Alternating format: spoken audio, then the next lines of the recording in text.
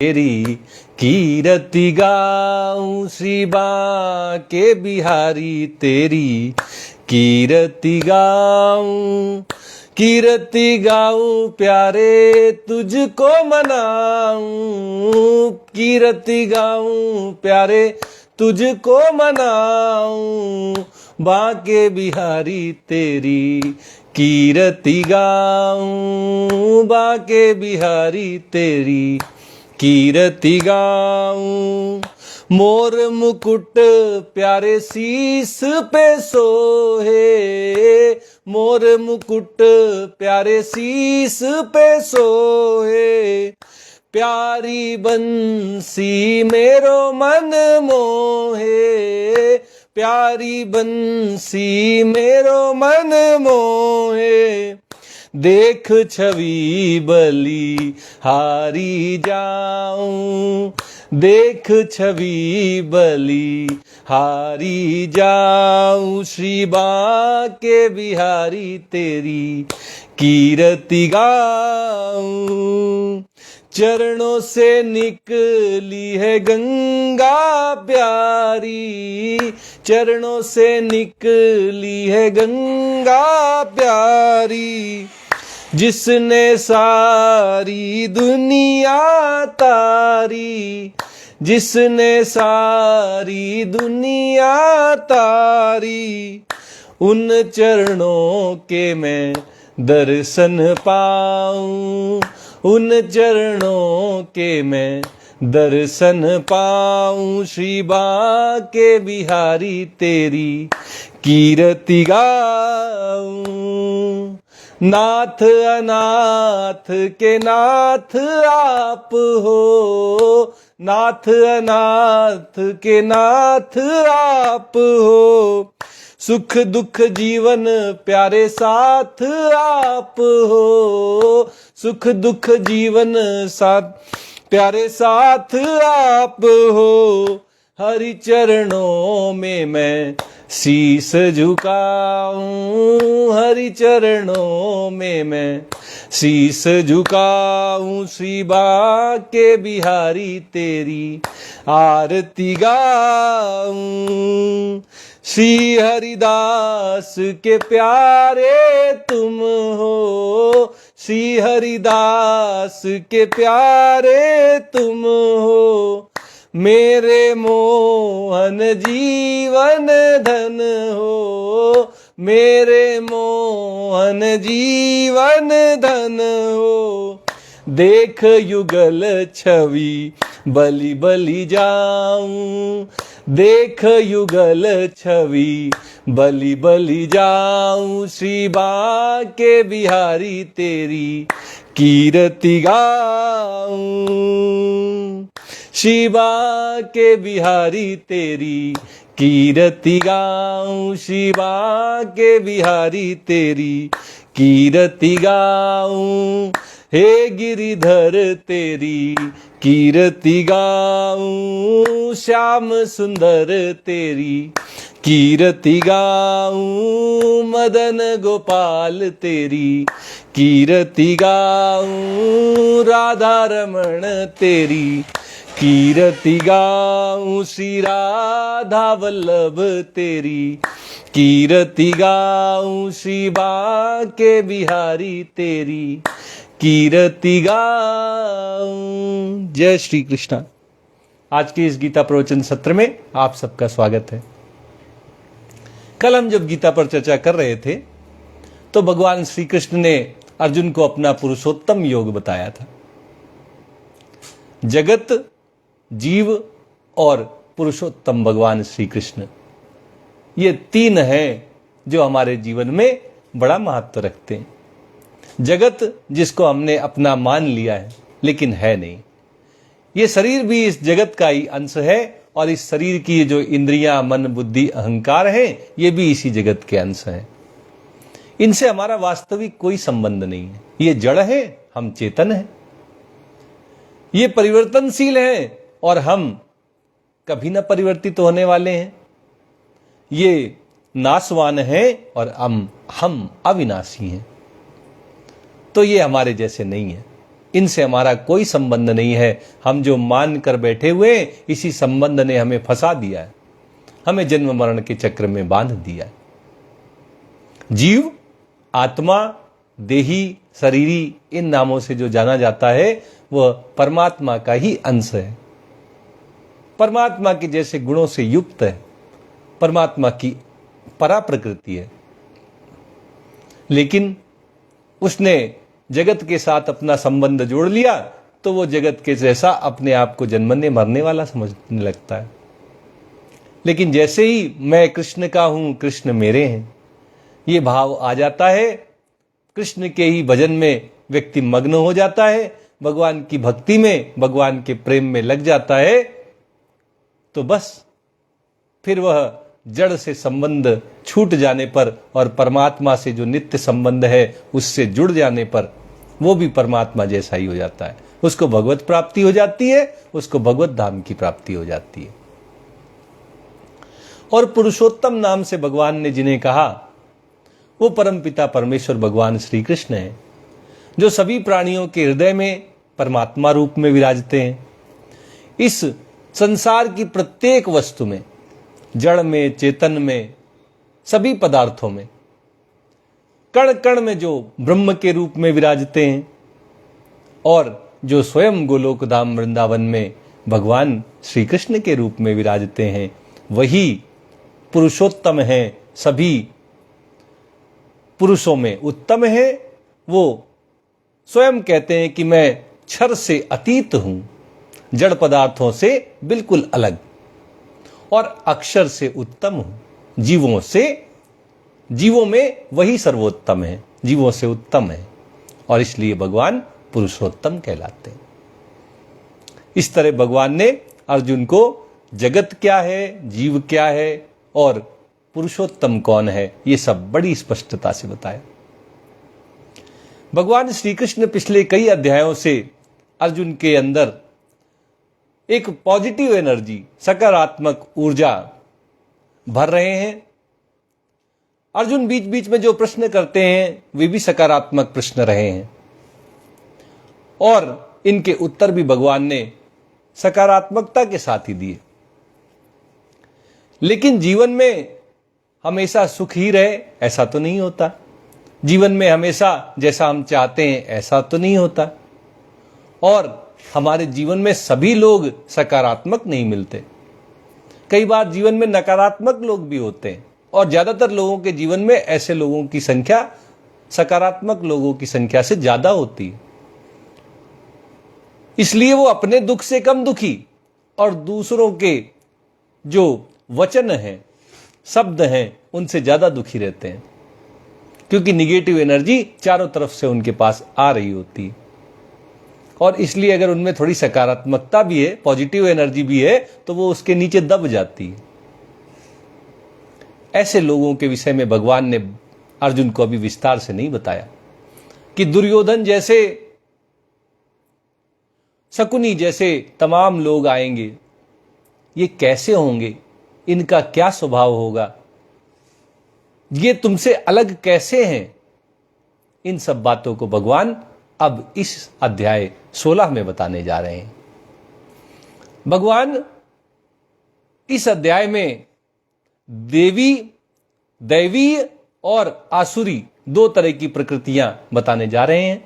दो तरह के मनुष्य होते हैं, एक दैवी संपत्तिशाली होते हैं, उनके पास दैवी संपत्ति अधिक होती है, परमात्मा की तरफ चलते हैं, सत्संग करते हैं, भजन करते हैं, वे दैवी संपत्ति के मालिक होते हैं, दैवी शक्ति संपन्न होते हैं। और दूसरे भोगों को भोगने में लगे रहते हैं, इच्छाओं की पूर्ति के लिए भागते रहते हैं। भगवान ऐसे व्यक्तियों को आसुरी, यानी कि केवल और केवल जो जड़ पदार्थ हैं उनमें आसक्ति वाले, आसुरी स्वभाव वाले कहकर बताने जा रहे हैं। इस तरह 16वें अध्याय का प्रारंभ दैवीय संपत्ति को बताने से और आगे आसुरी संपत्ति का वर्णन करने से यह 16वां अध्याय आगे बढ़ेगा। ओम श्री परमात्मने नमः। अथ षोडशोऽध्यायः। श्री भगवानुवाच अभयम सत्व संशुद्धि ज्ञान योग व्यवस्थिति दानम दमश्च यज्ञश्च स्वाध्यायस्तप आर्जवम। भगवान श्री कृष्ण दैवी संपत्ति के लक्षण अर्जुन के सामने व्यक्त कर रहे हैं। अर्जुन को बता रहे हैं कि अगर किसी व्यक्ति के अंदर दैवी संपत्ति है, दैवी गुणों से वो युक्त है, तो उसके क्या लक्षण होंगे। भगवान कहते हैं अभयम, अभय होता है वो, उसको किसी का डर नहीं रहता, किसी से नहीं डरता। डरे क्यों? डरे तो वो जिसने कुछ गलत किया हो वो डरे, जो शास्त्र के विरुद्ध आचरण करता हो, जो समाज की नीतियां हैं उनके विरोध में जिसके आचरण हो वो डरे। जो भगवान की भक्ति में लगा रहता है, दैवी गुणों से युक्त होता है, उसको किसी से डर नहीं लगता और लगना भी नहीं चाहिए। वो तो कहता है राम मरे तो मैं मरूं, राम मरे तो मैं मरूं, नहीं तो मरे बलाए। राम मरे तो मैं मरूं, नहीं तो मरे बलाए। अविनाशी का बाल का मरे न मारा जाए। अविनाशी का बाल का मरे न मारा जाए। न मुझे कोई मार सकता है और न मैं कभी मर सकता हूं, मैं तो अविनाशी का बालक हूं। अगर राम की मृत्यु होगी तो मेरी मृत्यु होगी, और राम तो हमेशा के लिए जीवित रहने वाले हैं, अविनाशी हैं। तो फिर बलाए जाए, जो मरे वो मरे, हम तो नहीं मरेंगे क्योंकि हम तो अविनाशी के बालक हैं। इसलिए उसको कभी मृत्यु का भी भय नहीं होता। सबसे बड़ा भय किसका है? मृत्यु का। और भय जिसका है वो आनी है, सबकी आई है, सबकी आएगी, तो आप तो नहीं बच पाएंगे। जो सबके साथ हो रहा है, सबको ही मृत्यु को प्राप्त होता है, सब मरते हैं। ये शरीर हमें भी प्राप्त हुआ है, ये भी एक दिन स्वाहा हो जाएगा। तो इसका कोई भय रखने की आवश्यकता नहीं है। जो संसार से मिला है परिवर्तनशील है, नाशवान है, वो नष्ट ही होना है, धीरे धीरे नष्ट होने की तरफ ही अग्रसर हो रहा है, और एक दिन न अंत आ जाएगा, ये नष्ट हो जाएगा। लेकिन हम जो हैं वो अविनाशी के बालक हैं। ममैवांसो जीव लोके, भगवान कहते हैं जो जीव है वो परमात्मा का ही अंश है, और परमात्मा अविनाशी है तो जीव भी अविनाशी है। तो इसलिए मृत्यु का भी कोई भय नहीं होना चाहिए। अभय होकर अपना जीवन जीजिए, ये दैवी संपत्ति का लक्षण है। सत्व संशुद्धि ही, भगवान कहते हैं कि जो दैवी गुणों से युक्त होते हैं उनका अंतःकरण अत्यंत शुद्ध होता है। शुद्ध होता है का क्या मतलब है? पवित्र होता है। उनके अंदर कोई दिखावा, ढोंग, पाखंड ये सब नहीं रहता। उनको तो केवल भगवान से प्रेम होता है, संसार की तरफ उनका कोई आकर्षण नहीं होता है। संसार में उनका कोई इच्छा पूर्ति का उद्देश्य नहीं होता है। स्वार्थ पूरा करने के लिए वो संसार में अपना जीवन नहीं जीते। वो तो परमात्मा को प्रसन्न करने के लिए अपना जीवन जीते हैं।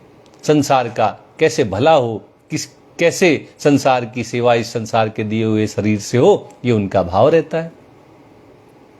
और इस तरह उनका जो अंतःकरण है वो पूरी तरह शुद्ध हो जाता है, निर्मल हो जाता है।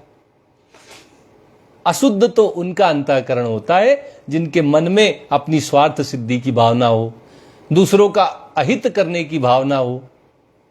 उनका तो अंतःकरण मलिन होता है, अशुद्ध होता है। लेकिन जो भगवान की प्रसन्नता के लिए भजन करते हैं, भगवान की भक्ति करते हैं, प्रेम करते हैं, उनका तो अंतःकरण पूरी तरह से शुद्ध होता है। ज्ञान योग व्यवस्थिति ही, भगवान कहते हैं कि ऐसे जो दैवी संपत्तिशाली व्यक्ति होते हैं वे ज्ञान प्राप्ति के लिए, तत्व ज्ञान के लिए, भगवत प्राप्ति के लिए, आत्म साक्षात्कार के लिए योग में निरंतर दृढ़ स्थिति को बनाए रखते हैं।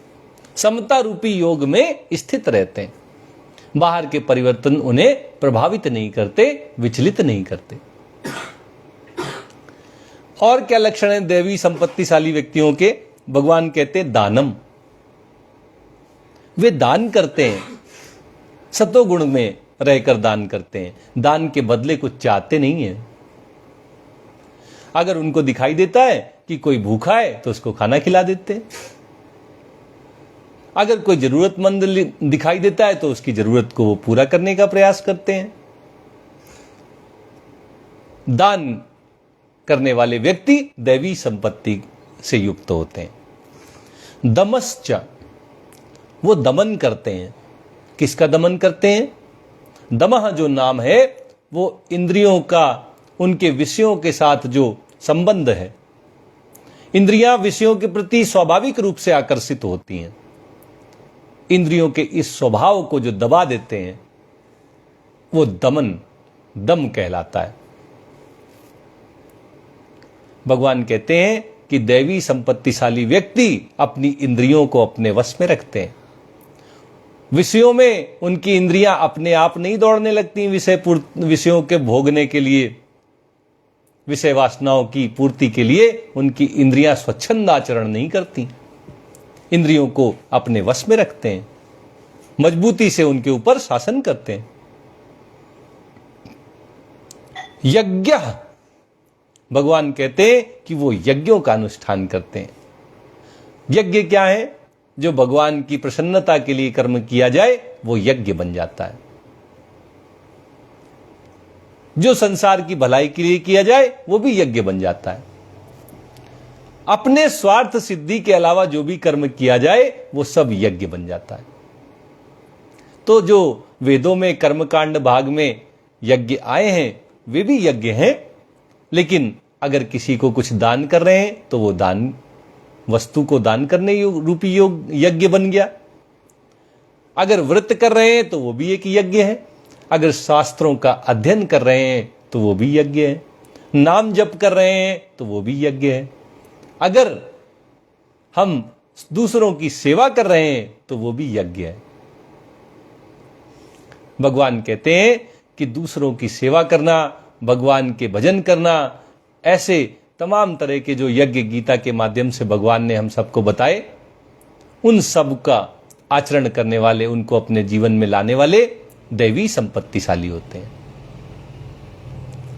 स्वाध्याय, और वो स्वाध्याय भी करते हैं, शास्त्रों का पठन पाठन करते हैं। भगवान को जानने की उनके अंदर इच्छा होती है और उस इच्छा की पूर्ति के लिए वे शास्त्रों का, सत्संग का, संतों के बताए हुए जो वाक्य हैं, सूत्र हैं, उनका पठन पाठन करते हैं, स्वाध्याय करते हैं। तप, दैवी संपत्ति से युक्त जो व्यक्ति होते हैं वे तप करते हैं। अपने जीवन को व्यर्थ में भोगने में नहीं लगाते, जितनी आवश्यकता है उससे कम में अपना काम चलाते हैं। बहुत ज्यादा भोग और संग्रह का अपने जीवन में वो उद्देश्य नहीं रखते, इसके लिए वो कर्म भी नहीं करते। तपाते हैं वो अपने शरीर को, क्योंकि तपाने से ही सोना जो है वो निखर के आता है, उसकी सुंदरता बढ़ जाती है तपाने से।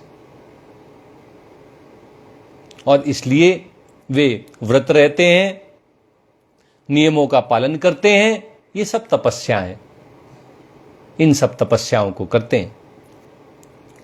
आर्जवम, जो देवी संपत्ति से युक्त होते हैं, देवी संपत्ति वाले गुणों से जो ओतप्रोत होते हैं, ऐसे गुणों से युक्त होते हैं, उनमें एक सरलता का भाव रहता है। उनका स्वभाव बड़ा सरल रहता है, निष्कपट। किसी तरह का किसी के साथ कोई कपटी व्यवहार वो नहीं करते हैं। उनका सरल स्वभाव होने के कारण कई लोग उनको बेवकूफ समझ लेते हैं, मूर्ख समझ लेते हैं। लेकिन मूर्ख में, नासमझ में और सरल व्यक्ति में बड़ा अंतर है। एक है किसी को ज्ञान ही नहीं है तो वो मूर्ख हो गया। एक पता तो सब कुछ है लेकिन उसके अंदर ऐसी सरलता है कि पता होते हुए भी वो ना किसी को जवाब देता है, ना किसी के किए हुए बुरे कर्म का बदला लेना चाहता है, किसी के रूखे व्यवहार का प्रत्युत्तर देता है, ऐसा व्यक्ति सरल स्वभाव का होता है। किसी के साथ कोई छल कपट नहीं करता है, अंदर और बाहर से एक समान रहता है। वह आर्जवम कहकर ये गुण भगवान बता रहे हैं। ये दैवी संपत्ति वाले गुणों में से एक है। इसको जिस व्यक्ति के अंदर ये गुण होता है वो दैवी संपत्ति का मालिक होता है। दैवी संपत्ति के और कौन कौन से गुण हैं भगवान आगे कहते हैं। अहिंसा, सत्यम, अक्रोध, त्याग, शांति, अपैशुनम, दया, भूतेषु अवलोलुप्त्वम, मार्दवम, ह्रीः अचापलम। भगवान कह रहे हैं कि जो दैवी संपत्ति वाले गुण हैं उनमें अहिंसा भी एक गुण है। किसी के प्रति कोई हिंसा का भाव ना हो, किसी को मन से, वाणी से और शरीर से कष्ट ना पहुंचाएं। जो लोग किसी को कष्ट नहीं पहुंचाते वो दैवी संपत्ति वाला गुण रखते हैं, दैवी संपत्ति के गुणों के मालिक। सत्यम, सत्य बोलना दैवी संपत्ति का गुण है। ये दैवी संपत्ति है। जो है जैसा है वैसा कह देना, उसमें कोई मिलावट ना करना, अपनी स्वार्थ सिद्धि के लिए तथ्यों को तोड़ मरोड़ कर अपने फायदे के लिए प्रयोग में न लाना सत्यता है। ये सत्यता एक दैवी गुण है। जिनमें ये पाया जाता है वो दैवी संपत्ति के मालिक हैं। क्रोध, अक्रोध, क्रोध तो आसुरी गुण है और इसका जो विपरीत शब्द है अक्रोध, क्रोध ना करना। क्रोध कैसे उत्पन्न होता है भगवान ने हमें गीता में बताया कि जब इच्छाएं नहीं पूर्ति होती है या इच्छा पूर्ति में कोई बाधा उपस्थित करता है तो उसके प्रति जो मन में एक भाव आता है वह क्रोध का भाव है। जोर जोर से किसी के ऊपर चिल्लाना यह उसका एक लक्षण है।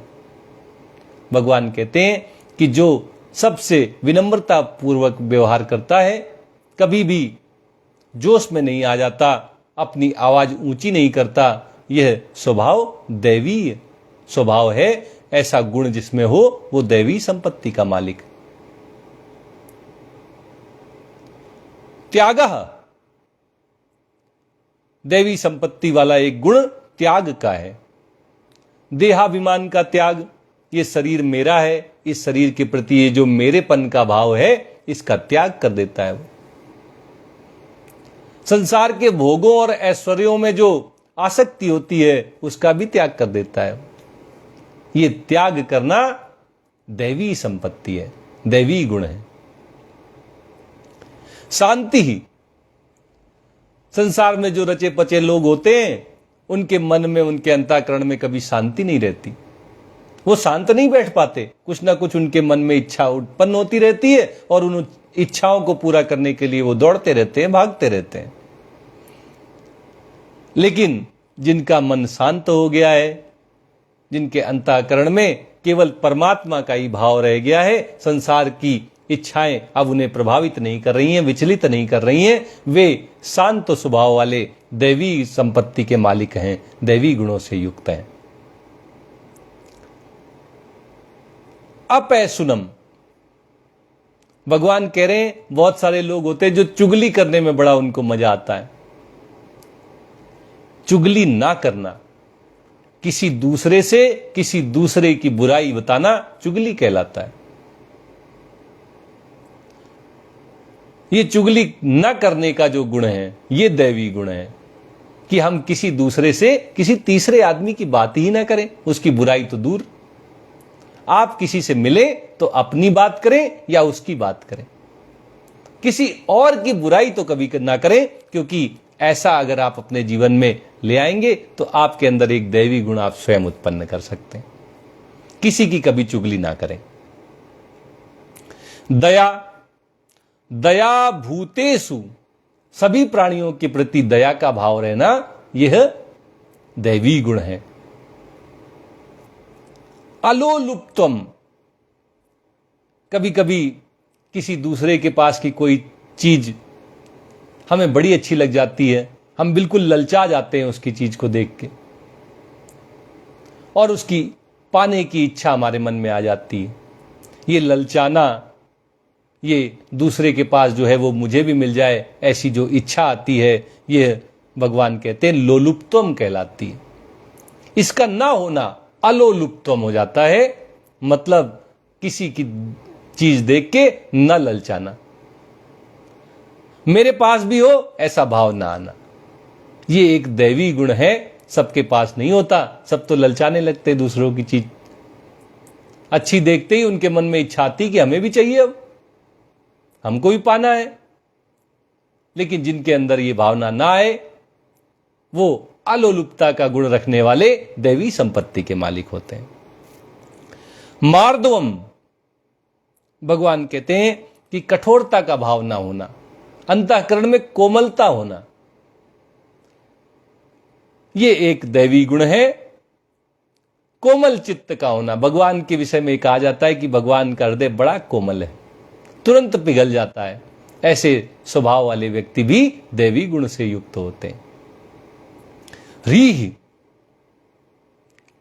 जो शास्त्रों ने मना किया है, जो हमारी जाति धर्म के हिसाब से गलत है, जो समाज के हिसाब से, कानून के हिसाब से गलत है, अगर ऐसा काम उपस्थित हो सामने तो उसको करने में जो लज्जा आती है कि अरे लोग क्या कहेंगे, ये तो गलत है, ये लज्जा का भाव जो है यह रीह शब्द से प्रकट किया जा रहा है। भगवान कह रहे हैं ये जो रीह है, इस तरह की लज्जा कि हमें गलत काम नहीं करना है, हमें कानून के खिलाफ कोई हरकत नहीं करनी है, यह लज्जा एक दैवी गुण है। अचापलम, चंचलता, उत्तेजना, चपलता, ये सब ठीक बात नहीं है। जिसके अंदर चंचलता समाप्त हो जाती है, चपलता चली जाती है, जो बाहर की परिस्थितियों से बहुत ज्यादा उद्विग्न नहीं हो जाते हैं, उनके अंदर जो एक गुण होता है वह भगवान कहते हैं यह अचापलम, चंचलता का ना होना, ये गुण दैवी गुण है। हम सबको भी ऐसे दैवी गुणों को अपने जीवन में लाना चाहिए। हम सबको भी दैवी संपत्तियों का मालिक बनना चाहिए। आगे और भी दैवी संपत्तियां भगवान बताने जा रहे हैं। कहते हैं तेजः क्षमा धृति शौचम अद्रोहो नातिमानिता भवन्ति संपदम दैवीम अभिजातस्य भारत। भगवान कह रहे हैं कि तेज, आपके गुणों से प्रभावित होकर कोई दुर्गुणी व्यक्ति भी अपने दुर्गुणों का त्याग कर दे, बुरी संगति में पड़ा हुआ, व्यसनों में पड़ा हुआ कोई व्यक्ति आपके कहे हुए वचनों से उन व्यसनों को छोड़ दे, दुर्गुणों से मुक्त हो जाए, ये जो आपके शब्दों में ताकत आती है यह तेज कहलाती है। भगवान कहते हैं जिनके पास ये तेज होता है वो दैवी गुण संपन्न होते हैं, देवताओं जैसे गुणों के मालिक होते हैं। क्षमा, हमारे अंदर शक्ति है सजा देने की, इसके बाद भी सजा ना देना, ये क्षमा का जो गुण है। और हमारे यहां तो कहा जाता है कि बड़ा क्षमा बड़ेन को चाहिए, छोटेन को उत्पात। जो बड़ा है वही क्षमा कर सकता है, और उनको चाहिए कि वो छोटों को क्षमा करते रहें। और छोटे तो उत्पात मचाने के लिए ही छोटे हैं, उनको तो भगवान ने छोटा बना के इसीलिए भेजा है कि वो उत्पात करते रहेंगे। जिनके अंदर ये बड़प्पन है कि वो क्षमा करना जानते हैं, भगवान कहते हैं वो दैवी संपत्ति के मालिक हैं, दैवी गुणों से युक्त हैं।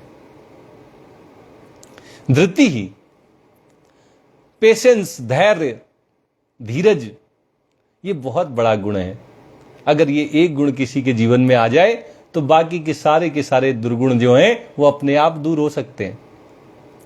आज के युग में तो सबसे ज्यादा जरूरत अगर किसी गुण की है तो वो पेशेंस की, धैर्य की, जो आज किसी के अंदर दिखाई नहीं देता। लेकिन ये बड़ा अनिवार्य गुण है। भगवान कहते हैं ये दैवी गुण है, दैवी संपत्ति है, धैर्य, धीरता, धृति। और इसलिए हम सबको अपने जीवन में धैर्य धारण करना, इसका प्रयास करना चाहिए, अभ्यास करना चाहिए। पेशेंस हमेशा काम आता है। जीवन में उतार चढ़ाव चलते रहते हैं। जिसके पास पेशेंस होता है वो इन उतार और चढ़ावों में एक समान भाव से रहने में सक्षम होता है। शौचम, शौचम का मतलब अंदर और बाहर की पवित्रता है। बाहर की पवित्रता हमारे शास्त्र अनुमोदित आचरण से आती है, कानून के हिसाब से चलने से आती है, समाज के नियमों का पालन करने से आती है, अपनी कुल परंपराओं का पालन करने से आती है। और अंतःकरण की जो शुद्धता है वह हमारे मन में किसी के प्रति कोई द्वेष ना हो, किसी से कोई ईर्ष्या का भाव ना हो, हम किसी की चुगली ना करें, तो हमारे मन में अंदर से भी पवित्रता आ जाती है। इसी को भगवान शौचम कहकर बता रहे हैं। पवित्रता का होना दैवी गुण है। शौचम एक दैवी संपत्ति है। अद्रोह, द्रोह नहीं करना है, विद्रोह नहीं करना है। जैसा नियम बनाया गया है उनके हिसाब से चलना है, नियमों का पालन करना, इनके विरुद्ध ना जाना अद्रोह है। किसी के खिलाफ विद्रोह का भाव ना हो, ये भगवान कहते हैं ये दैवी गुण है। नाति मानिता, बड़ा मान सम्मान पाने के पीछे ना उतावले हो जाए। हर किसी से मान सम्मान चाहे, ये भाव ठीक बात नहीं है। क्योंकि मान सम्मान कोई आपके शरीर का, आपके पद का, आपकी प्रतिष्ठा का करेगा, आपका कोई मान सम्मान कहां कर सकता है। और उस मान सम्मान से आपके अंदर तो कोई परिवर्तन नहीं आता। कोई मान सम्मान दे जाए, अपमानित कर दे, आप तो वैसे के वैसे रहते हैं। बस ये जो ऐठन मन में है कि कोई मेरा मान सम्मान करे, इस ऐठन को अगर समाप्त कर ले जाए तो हम एक दैवी गुण संपन्न हो सकते हैं। भगवान कहते हैं ये जो अतिमानित, नातिमानिता, अतिमानिता का ना होना, मान सम्मान की चाह का ना होना, ये एक दैवी गुण है, ये एक दैवी संपत्ति है। भगवान कह रहे हैं भवन्ति संपदम दैवीम अभिजातस्य भारत। हे भरतवंशी, हे अर्जुन, दैवी संपत्ति को प्राप्त हुए मनुष्यों के ये लक्षण होते हैं।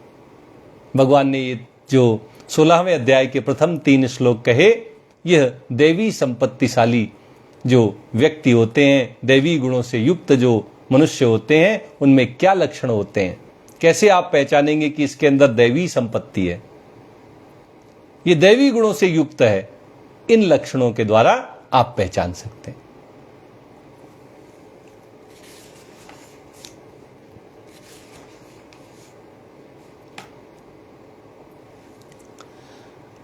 अब एक पक्ष तो भगवान ने हम सबके सामने रख दिया है जो दैवी संपत्ति का था।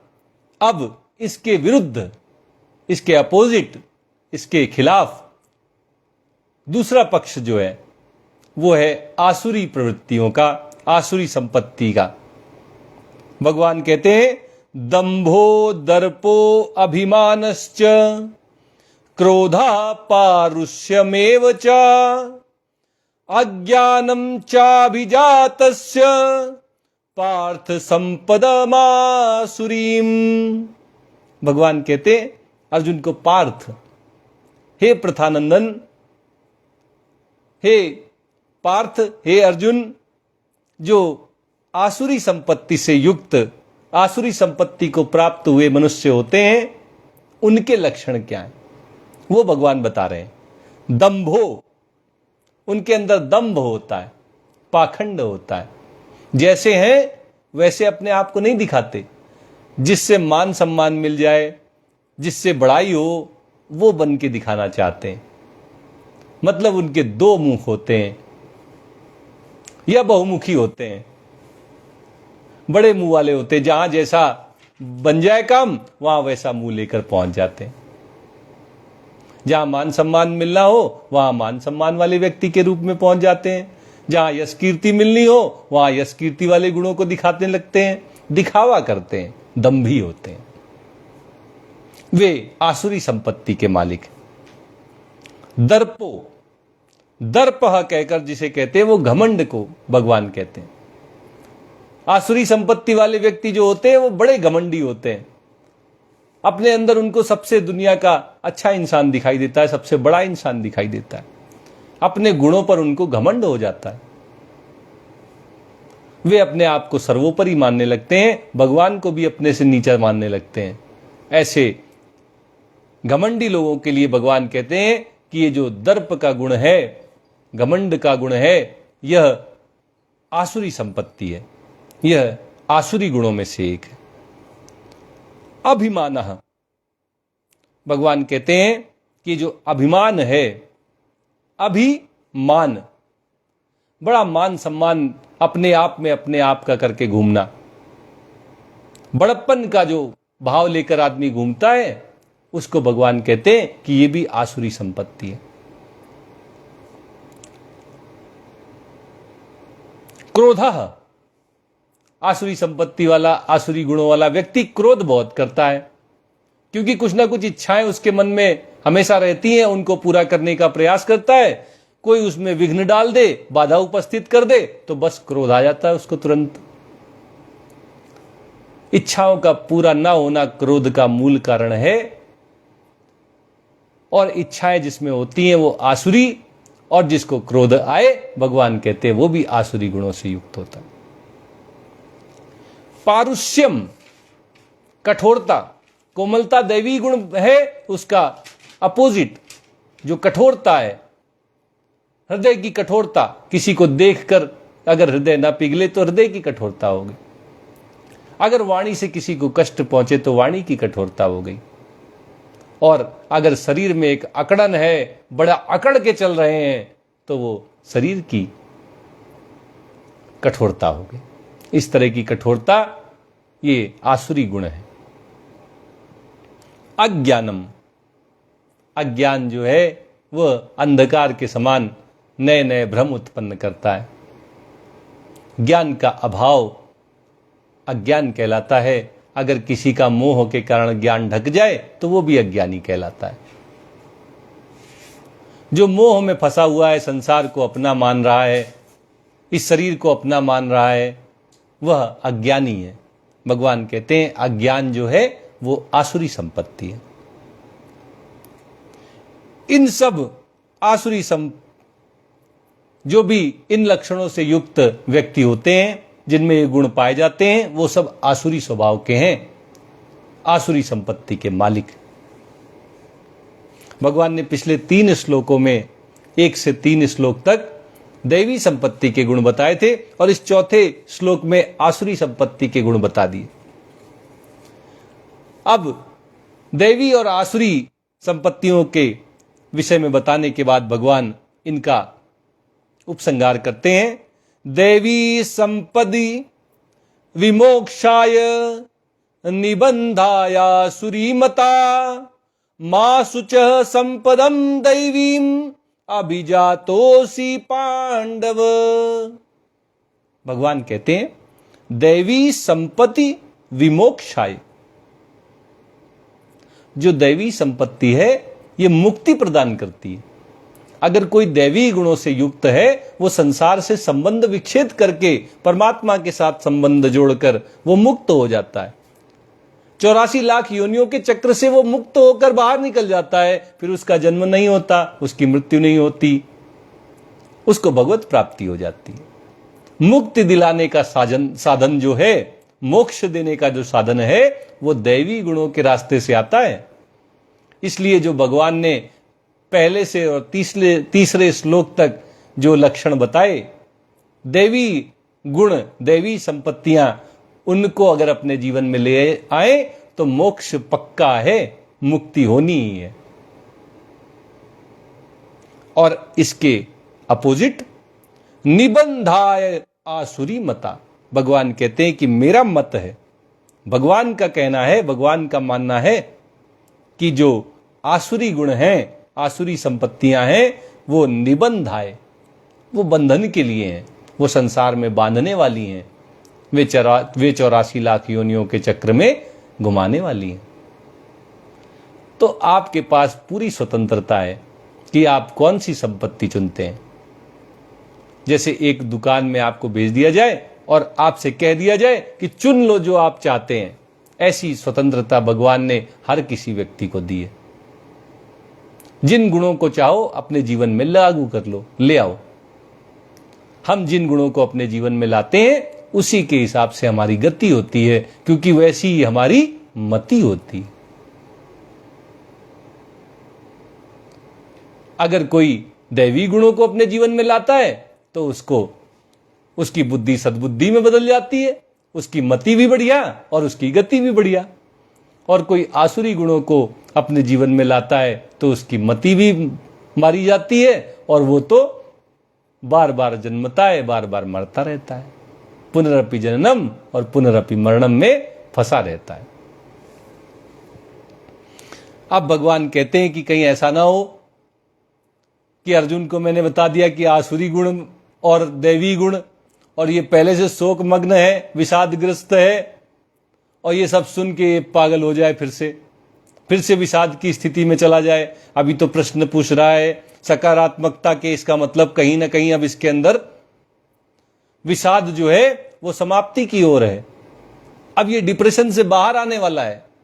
और अगर इसको कहीं ऐसा लग गया कि मेरे अंदर तो सब आसुरी गुण हैं, तो फिर कहीं डिप्रेशन में ना चला जाए।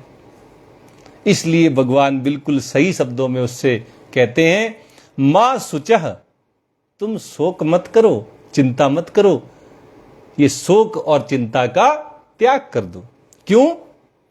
संपदम दैवीम अभिजातोसी,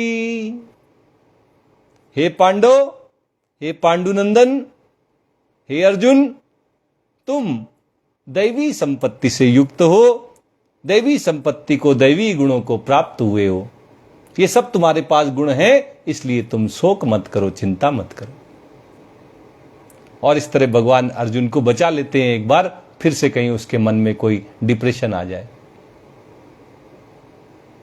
फिर से वो विषादग्रस्त हो जाए। ऐसी घटना घटने से पहले ही भगवान उसको कह दे रहे हैं कि तुम चिंता मत करो, बिल्कुल शोक करने की जरूरत नहीं है, तुम बिल्कुल बाहर हो, तुम मुक्ति के कगार पे हो, तुम्हारे अंदर सब दैवी गुण है, तुम्हारा मुक्त होना, मोक्ष प्राप्त होना तुम्हें निश्चित है।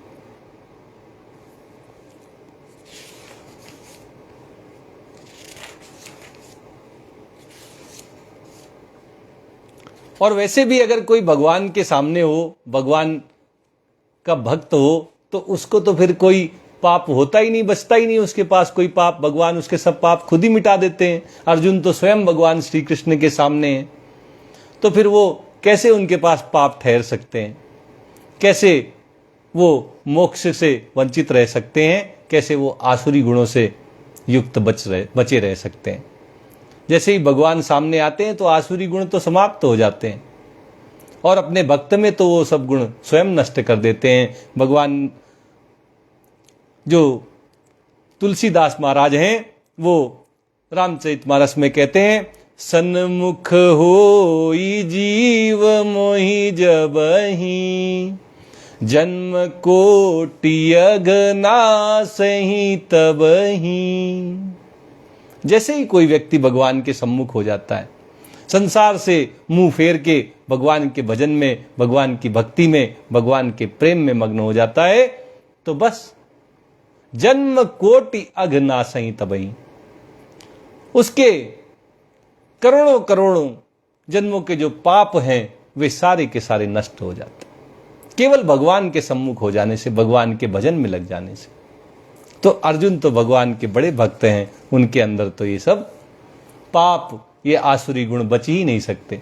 इसलिए भगवान कहते हैं कि जाओ, चिंता मुक्त हो जाओ, कोई शोक मत करो, तुम दैवी संपत्ति से युक्त हो, दैवी गुणों से युक्त हो तुम।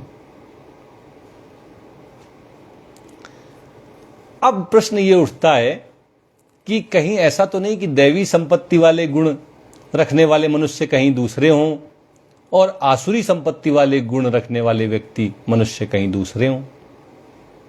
एक ही व्यक्ति में ये दोनों गुण हो सकते हैं, इन गुणों में परिवर्तन लाया जा सकता है, या जो दैवी गुणों से युक्त पैदा हो गए वो दैवी गुणों से युक्त ही रहेंगे, आसुरी गुणों वाले हमेशा आसुरी गुणों वाले ही रहेंगे। कहीं ऐसा तो नहीं है। मनुष्य जन्म में तो ऐसा बिल्कुल संभव नहीं है, क्योंकि मनुष्य जन्म हमारे बड़े पुण्यों के बाद प्राप्त होता है और यही एकमात्र ऐसा जन्म है जब मनुष्य के पास ये अधिकार हैं कि वो अपने किए हुए और अपने आने वाले सभी कर्मों को बदल सकता है, उनकी गति को बदल सकता है।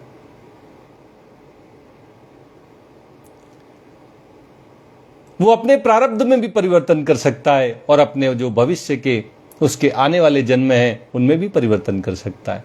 उसके पास आज पुरुषार्थ की ताकत है और अगर भगवान की कृपा उसमें जुड़ जाए तो सब जो विधि का लेख है वो सब परिवर्तित भगवान स्वयं कर देते हैं। भगवान सब बदल देते हैं, उसकी किस्मत तुरंत जाग जाती है। बस अपना पुरुषार्थ थोड़ा और भगवान की कृपा ज्यादा, अगर इनका सम्मिश्रण हो जाए तो बस भक्त का भला हो जाता है। तो अगर किसी के अंदर दैवी गुण कम है तो उनको विकसित कर सकता है, आसुरी गुण ज्यादा है तो धीरे धीरे करके उनको मिटा सकता है। लेकिन होते दोनों हैं। भगवान कहते हैं द्वौ भूत सर्गौ लोके अस्मिन् दैव आसुर एव च दैवो विस्तरसः प्रोक्त आसुरम पार्थ में शृणु। भगवान कहते हैं द्वौ भूत सर्गौ लोके, इस संसार में दो तरह के मनुष्यों की, व्यक्तियों की, प्राणियों की सृष्टि भगवान के द्वारा की जाती है। दो तरह के लोग उत्पन्न होते हैं, दैव आसुर एव च, एक देव और एक असुर। जो भगवान को मानने वाले हैं, जो चेतन के साथ संबंध रखने वाले हैं, जो जड़ पदार्थों को, शरीर को, संसार को महत्व न देने वाले हैं, वो सब दैवी गुण वाले होते हैं, देव श्रेणी में आते हैं। और जो भोगों को, संग्रह को, सांसारिकता को महत्व देने वाले हैं, संसार में रचे पचे रहते हैं, वे सब आसुरी गुणों से युक्त होते हैं, असुर कहलाते हैं। भगवान कहते हैं देवो विस्तरसः प्रोक्त, दैवी गुणों के बारे में मैंने विस्तार से बता दिया। इस अध्याय के पहले, दूसरे और तीसरे श्लोक में भगवान ने जिन लक्षणों को बताया वो सब दैवी गुण हैं। आसुरम पार्थ में शृणु, लेकिन केवल चौथे अध्याय में भगवान ने गुण बताए थे आसुरों वाले, असुरी संपत्ति वाले। अब भगवान इनको विस्तार से बताने जा रहे हैं कि आसुरी गुण क्या होते हैं, आसुरी संपत्ति क्या होती है और कैसे ये मनुष्य के जीवन में जो है सब कुछ बिगाड़ देती है, पतन की ओर उसको ले जाती है। श्री रामचरितमानस में कहा गया है सुमति कुमति सब के उर रही, नाथ पुराण निगम अस कहीं।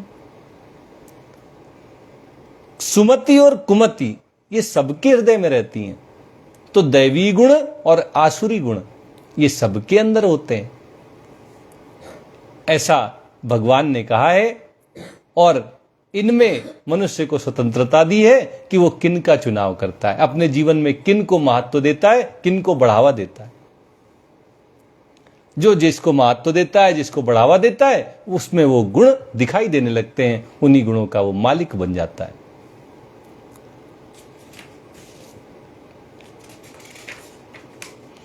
अब ये आसुरी गुण कौन कौन से हैं, भगवान इनको बताने जा रहे हैं। भगवान कहते हैं प्रवृत्तिम चा निवृत्तिम चा जना न विदुरासुरा न शौचम नापि चाचारो न सत्यम तेषु विद्यते। भगवान कह रहे हैं जो आसुरा हैं, आसुरी प्रवृत्ति वाले व्यक्ति हैं, आसुरी प्रकृति रखते हैं, स्वभाव रखते हैं, उन मनुष्यों में प्रवृत्तिम च निवृत्तिम च जना न विदुरासुरा न विदु, वे नहीं जानते। क्या नहीं जानते? प्रवृत्तिम च निवृत्तिम च, क्या करना है और क्या नहीं करना है। जो करने योग्य है वो प्रवृत्ति और जो नहीं करने योग्य है वो निवृत्ति। तो क्या नहीं करना है ऐसा उनके पास कोई विवेक नहीं होता। वो नहीं जानते कि मुझे क्या नहीं करना चाहिए। शास्त्रों को मानते नहीं है, स्वाध्याय करते नहीं है और कानून व्यवस्था का पालन करते नहीं है। इसलिए उनको कभी पता ही नहीं चलता कि क्या करने वाला है, क्या नहीं करने वाला है। ये तो तभी पता चलेगा जब कोई शास्त्रों का अध्ययन करे, लोक मर्यादा क्या होती है, कानून क्या होता है, इन सबको जाने तो उनका पालन करेगा। उसको पता होगा कि क्या कर्तव्य है और क्या नहीं करना है। प्रवृत्ति और निवृत्ति का बोध तो तभी होगा जब कोई व्यक्ति जाने। लेकिन भगवान कह रहे हैं कि वो तो ना विदु, वो जानते ही नहीं है कि क्या कर्तव्य है और क्या अकर्तव्य है, क्या करना है और क्या नहीं करना है। उनको इसका ज्ञान नहीं होता। ऐसे लोग आसुरी प्रवृत्ति वाले हैं। न शौचम, उनके भीतर बाहर की शुद्धता है नहीं है, इससे कोई मतलब नहीं है। जहां चार यार मिल जाए वहीं रात गुलजार, ऐसा उनका स्वभाव होता है। उनको कोई मर्यादा अपने जीवन में उनके कोई मायने नहीं रखती, कोई मायने नहीं रखती उनके लिए मर्यादा। शरीर की शुद्धता, मन की पवित्रता, वाणी की पवित्रता, ये सब उनके लिए कोई महत्व नहीं रखते। नापि च आचारो, और उनका आचरण भी शुद्ध नहीं होता। वे समाज के हिसाब से, संस्कार के हिसाब से, शास्त्र के हिसाब से आचरण नहीं करते। न सत्यम, और सत्य में भी उनकी कोई प्रीति नहीं होती। उनको तो झूठ बोलना बड़ा अच्छा लगता है, तुरंत झूठ बोल देते हैं, कुछ फायदा हो ना हो। उनका स्वभाव होता है, झूठ बोलने में उनको आनंद आता है। जहां सत्य दैवी गुण है वहां ये सत्य का न बोलना, झूठ बोलना, यह आसुरी गुण है। तेषु विद्यते, आसुरी लोगों में भगवान कहते हैं कि प्रवृत्ति और निवृत्ति, कर्तव्य अकर्तव्य का बोध नहीं होता, उनमें पवित्रता नहीं होती, उनके आचरण भी अपवित्र होते हैं और वे झूठ बोलते हैं। इन लक्षणों के द्वारा हम आसुरी गुणों को पहचान सकते हैं। और कौन कौन से गुण हैं जो आसुरी गुण हैं और जिन्हें हमें अपने जीवन में कम करना चाहिए, इनसे निवृत्त होने का प्रयास करना चाहिए। भगवान कहते हैं असत्यम अप्रतिष्ठम ते जगदाहु अनीश्वरम अपरस्पर संभूतम किमन्यात् काम है तुकम। भगवान कहते हैं कि ऐसे जो आसुरी गुण वाले व्यक्ति होते हैं वे कहते हैं कि संसार जो है वो असत्यम, असत्य है, इसमें सत्य की कोई मर्यादा नहीं है। अप्रतिष्ठम, इसमें कोई नियम नहीं है, कोई संयम नहीं है, कोई मर्यादा की आवश्यकता नहीं। अनीश्वरम, वो कहते हैं कि इसमें कोई ईश्वर भी नहीं है। वो मानते हैं कि बिना ईश्वर के ही संसार है, संसार में ईश्वर की कोई आवश्यकता नहीं है, उसकी कोई प्रेजेंस नहीं है, ईश्वर एग्जिस्ट ही नहीं करता उनके हिसाब से।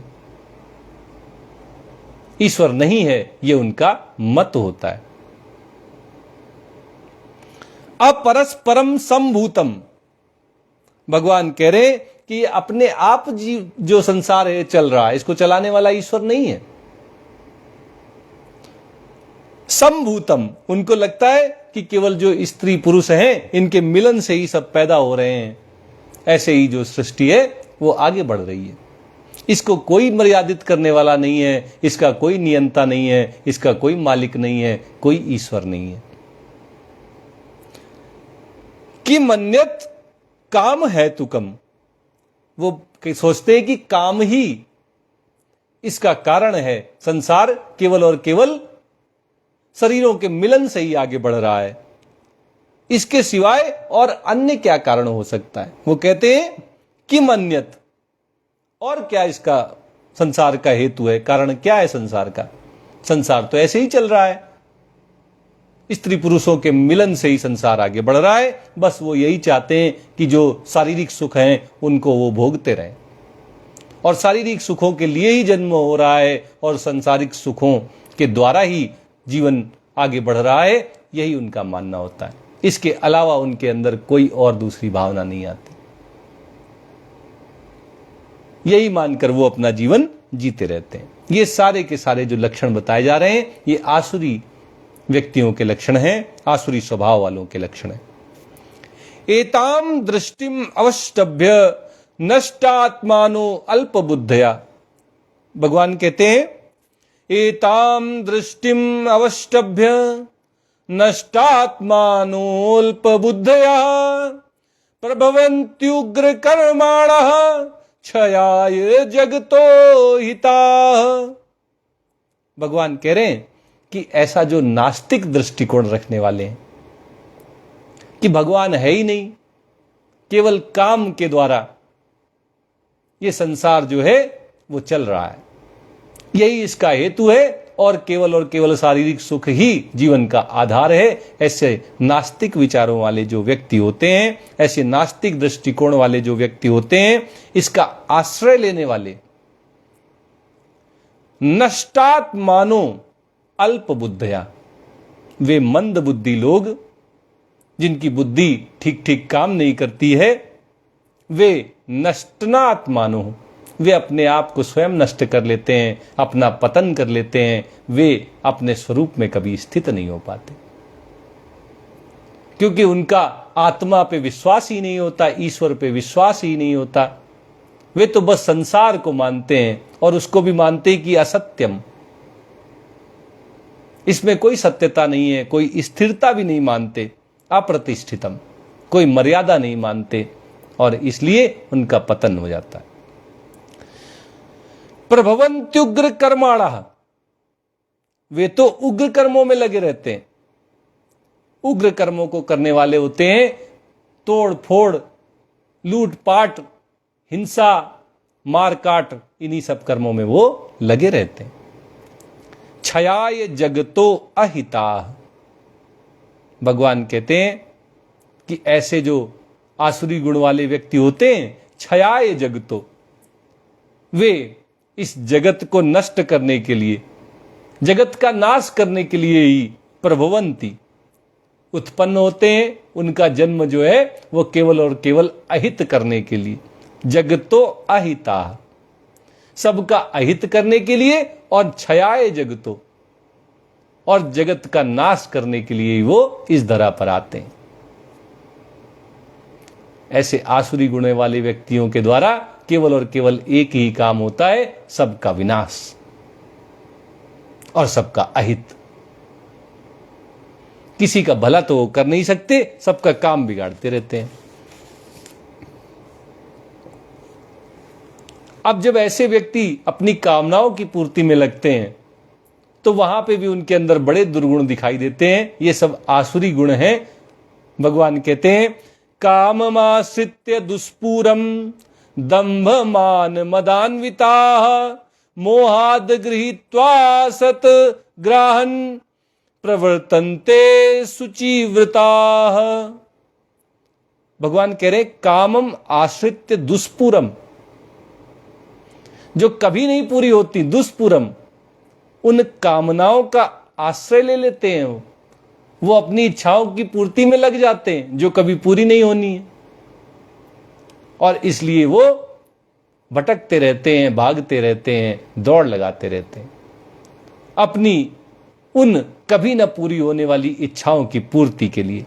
उनका आश्रय लेकर दंभ मान मदान्विता, वे पाखंड करते हैं, जैसे नहीं है वैसा दिखावा करते हैं। मान मदान्विता, और वो अभिमान में, मद में चूर रहते हैं। मोहात गृहीत्वा असत ग्राहन, मोह में फंस जाते हैं, मोह में फंसकर और फिर असद ग्राहन, दुराग्रहों से युक्त हो जाते हैं। गृहीत्वा, उनको धारण कर लेते हैं, सबको कष्ट पहुंचाते हैं, सबके बने बनाए कामों को बिगाड़ देते हैं, कहीं आग लगा देते हैं, कहीं लूटपाट करते हैं, कहीं मार काट मचाते हैं। ऐसे सब कामों को वो मोहग्रस्त होकर अज्ञान के अंधकार में करते रहते हैं। प्रवर्तन्ते असुचि व्रता, भगवान कह रहे हैं वो असुचि, अपवित्र होते हैं, अपवित्रता वाले कर्म करते हैं। उनके अंदर कोई मान मर्यादा नहीं होती, उनके अंदर कोई लोक लज्जा नहीं होती, उनके अंदर कोई शास्त्रों की मर्यादा नहीं होती, कानून का कोई खौफ नहीं होता। वो तो अपवित्रता के जो भी आचरण हैं, व्यभिचार करते हैं, जुआ खेलते हैं, नशा करते हैं, ड्रग्स का सेवन करते हैं, ऐसे सारे कार्यों में ऐसे आसुरी लोग लगे रहते हैं। तो अब इसका क्या असर होता है उनके जीवन में? चिंताम अपरिमेयाम च प्रलयांतामुपाश्रिता कामोपभोग परमा एतावदिति निश्चिता। भगवान कह रहे कि प्रलयांताम, वे मृत्यु पर्यंत रहने वाली, अपरिमेयाम, अपार, जिसकी कोई सीमा नहीं है, जिसको मापा नहीं जा सकता, चिंताम उपाश्रिता, चिंताओं में फिर फंसे रहते हैं, फिर चिंतित रहते हैं, चिंताओं में ऐसे चिता लगती है उनकी चिंताओं की कि फिर जीवन भर उनकी चिंताएं नहीं मिटती और इतनी चिंताएं उनको घेर लेती हैं कि जिसकी कोई माप नहीं कर सकता। अपरिमेय चिंताम। कामोपभोग परमा, वो तो हमेशा अपने कामनाओं को, भोगों को भोगने में, कामनाओं को पूरा करने में, इन्हीं में लगे रहते हैं। एता वदति निश्चिता, और कहते हैं कि जो कुछ है सब इतना ही है, इस संसार के बाहर और कुछ नहीं है, न पुनर्जन्म है न मोक्ष है, जो कुछ है सब यही है, इसलिए सब भोग लो, कामनाओं को पूरा करते रहो, यही उनके मन में बात रहती। चारवाक का सिद्धांत आपने सुना होगा। ये चारवाक लोगों के विषय में ऐसा जो कहा गया है, वैसे ही बात भगवान गीता में कह रहे हैं। चारवाकों के विषय में कहा जाता है कि वो कहते थे, यावत जीवेत सुखम जीवेत, जब तक जियो सुख पूर्वक जियो, ऋणम कृत्वा घृतम पिबेत, अगर ऋण भी लेके घी पीना पड़े तो उधार का घी भी लेके पियो। यावत जीवेत सुखम जीवेत, ऋणम कृत्वा घृतम पिबेत, भस्मी भूतस्य देहस्य पुनरागमनम कुतः। भस्मी भूतस्य देहस्य पुनरागमनम कुतः। एक बार जब चिता में जला दिए गए, भस्मीभूत हो गए, भस्म में बदल गए, तो फिर पुनरागमन कैसे? कहां है पुनरागमन फिर? जब भस्मीभूत हो गए, जला दिए गए, भस्म में परिवर्तित हो गए। ऐसा चारवाकों का सिद्धांत, वही चारवाकों वाला सिद्धांत यहां भगवान गीता में कह रहे हैं कि आसुरी गुणों वाले व्यक्ति भी ऐसे ही होते हैं। कामोपभोग परमा एता वदति निश्चिता, इतना ही है, इसके बाहर, संसार के बाहर कोई मोक्ष नहीं है, कोई परमात्मा नहीं है, कोई मुक्ति नहीं है, और इसलिए ज्यादा से ज्यादा काम सुख का अनुभव करो, कामनाओं को पूरा करने में लगे रहो और भोग और संग्रह में लगे रहो, ऐसा उनका मानना होता है। ये आसुरी गुण हैं, इनको अपने जीवन से जितना दूर कर देंगे उतना ही सुखी रहेंगे। नहीं तो भगवान ने बता दिया है कि अपरिमेय, न जाने कितनी चिंताएं आपको घेर लेंगी, और ऐसा नहीं कि 2-4 दिनों के लिए, प्रलयंताम, जब तक प्रलय नहीं आ जाती, जब तक मृत्यु नहीं हो जाती, तब तक आप चिंताओं में ही पड़े रहेंगे। चिंताएं सताती रहेंगी आपको। इसलिए इस मार्ग का चयन बिल्कुल मत करिएगा। आगे भगवान कहते हैं, आशा पास सतई बद्धा काम क्रोध परायणा ईहन्ते काम भोगार्थम अन्यायेनार्थ संचयान। भगवान कह रहे हैं, ऐसे आसुरी गुणों वाले आशा पास सतई बद्धा, सैकड़ों आशाओं के पास में बंध जाते हैं। इतनी इच्छाएं उनकी होती हैं, इतने लोगों से उन्होंने आशाएं लगा रखी होती हैं कि उन्हीं के बंधन में बंध जाते हैं। आशा पास, दूसरों से आशा करना भी एक बंधन है, पास है, बांध देता है। आशा याह ये दासा ते दासा सर्वलोकस्य। जो आशाओं के दास हो गए, जिन्होंने किसी से आशा लगाना शुरू कर दिया, और ज्यादातर लोग आशा लगाते हैं दूसरों से और फिर निराश होकर घूमते रहते हैं। क्योंकि भगवान तो कहते हैं, आशायाह ये दासा, जो आशाओं के दास बन जाते हैं, ते दासा सर्वलोकस्य, वो पूरे संसार के दास बन जाते हैं।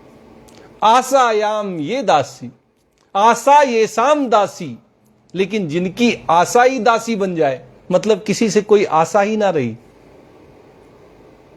सर्वलोकः तेषाम दासा, सारा का सारा संसार उनका दास बन जाता है। एक बार आशा मिटा कर देखिए, किसी से कोई आशा न रखिए, और फिर देखिए कि कैसे सब आपके गुलाम बन जाएंगे। सारे के सारे आपके गुलाम बन जाएंगे। बस शर्त एक है कि आप किसी से कोई आशा न रखें। आशा ये शाम दासी सर्वलोकः तेषाम दासा, सब उनका दास, सब उनके गुलाम।